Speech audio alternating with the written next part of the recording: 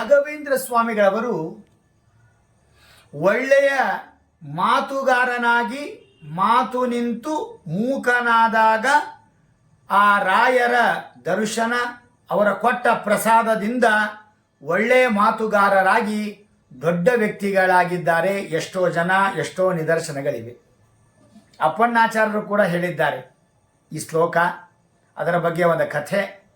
ಒಂದು ದಿವಸ ರಾಘವೇಂದ್ರ ಸ್ವಾಮಿಗಳವರು ಮಹಾರಾಷ್ಟ್ರದ ಕರಾಡಕ್ಕೆ ಬರ್ತಾ ಇದ್ದಾರೆ. ರಾಯರು ಬಂದರು. ವಾಸುದೇವ ಆ ಪಂಥರ ಮನೆಯಲ್ಲಿ 15 ದಿವಸ ಇರ್ತಾ ಇದ್ದಾರೆ. ಆಗ ಅವರ ಅಳಿಯ ಸುಮ್ಮನೆ ಕೂತಿದ್ದ. ಒಂದು ದಿವಸ ನೋಡಿದ್ರು, 2 ದಿವಸ ನೋಡಿದ್ರು, ಸುಮ್ಮನೆ ಮೂಕನಾಗಿ ಕೂತಿದ್ರು ಅಳಿಯ.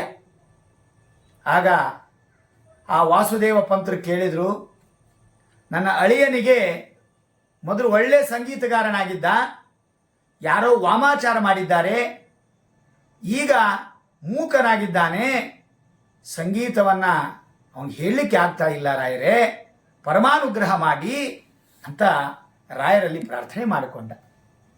ರಾಯರು ಕರುಣಾನಿಧಿಗಳ್ರಿ. ಆ ಭಕ್ತರ ಅಭಿಷ್ಟವನ್ನು ಪೂರ ಮಾಡಲಿಕ್ಕಾಗಿ ಅವರು ಅವತಾರ ಮಾಡಿದ್ದಾರೆ. 3 ಅವತಾರಗಳ ಕಥೆ ಬರ್ತಾರೆ. ಪ್ರಹ್ಲಾದರಾಜರಾಗಿ ದೈತ್ಯರನ್ನು ಉದ್ಧಾರ ಮಾಡಿದ್ದಾರೆ. ಈಗ ರಾಯರು ಭಕ್ತರನಿಗೆ ಅನುಗ್ರಹ ಮಾಡಲಿಕ್ಕೆ ಬಂದಿದ್ದಾರೆ. ಆಯಿತು, ಮಠಕ್ಕೆ ಮಾರನೇ ದಿನ ದೇವರ ಪೂಜಾ ನಡೆದಾದ ಮೇಲೆ, ಪೂಜೆ ಆದ ಮೇಲೆ ಬನ್ನಿರಿ ಅಂತ ಹೇಳಿದರು, ಕರ್ಕೊಂಡು ಬರ್ರಿ ಅಂತ. ಆಗ ಪೂಜೆ ಎಲ್ಲ ಆಯಿತು. ಆ ಮಧು ಅಂದರೆ ಜೇನುತುಪ್ಪವನ್ನು, ಆ ಮನ್ಯು ಸೂಕ್ತ ಪುನಶ್ಚರಣ ಮಾಡಿದ ಜೇನುತುಪ್ಪವನ್ನು ಕೊಟ್ಟು, ತೀರ್ಥವನ್ನು ಕೊಟ್ಟು, ಕಲಸಕ್ಕರೆ ಕೊಟ್ಟು, ತಲೆ ಮ್ಯಾಲ ಕೈಯಾಡಿಸಿದ್ರೆ ಮುಕೋಪಿಯತ್ ಪ್ರಸಾದೇನ ಮುಕುಂದ ಶಯನಾಯತೆ. ಒಳ್ಳೆ ಮಾತುಗಾರನಾಗ್ತೀರಿ. ಮಾತೇ ಬರಲಿಲ್ಲ. ಅವತ್ತಿನಿಂದ ತಲೆ ಮ್ಯಾಲ ರಾಯರು ಕೈ ಇಟ್ಟಾಗ ತನ್ನಷ್ಟಕ್ಕೆ ತಾನೇ ಸಂಗೀತ ಹೊರಹೊಮ್ಮಿತ್ರಿ. ಹಾಡಲಿಕ್ಕೆ ಶುರು ಮಾಡಿದ. ಮುಂದೆ ರಾಯರ ಪೂಜಾ ನಡೆದಾಗ ಸಂಗೀತ ಕಚೇರಿ ನಡೆಸಿದ ಅಂತ ಕಥೆ ಬರ್ತಾರೆ. ಒಳ್ಳೆಯ ಸಂಗೀತಗಾರನಾದ.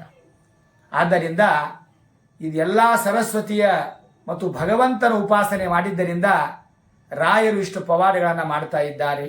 ಅದಕ್ಕಾಗಿ ರಾಯರು ಪವಾಡವನ್ನು ತಮಗಾಗಿ ಅಲ್ಲ, ಭಕ್ತರಿಗೆ ಒಳ್ಳೆಯದಾಗೋಗೋಸ್ಕರವಾಗಿ ಮಾಡ್ತಾ ಇದ್ದರೆ ವಿನಃ ಪ್ರಚಾರಕ್ಕಾಗಿ ಅಲ್ಲ. ನಾವುಗಳು ಕೂಡ ಮೂಕರಾಗಿದ್ದೇವೆ.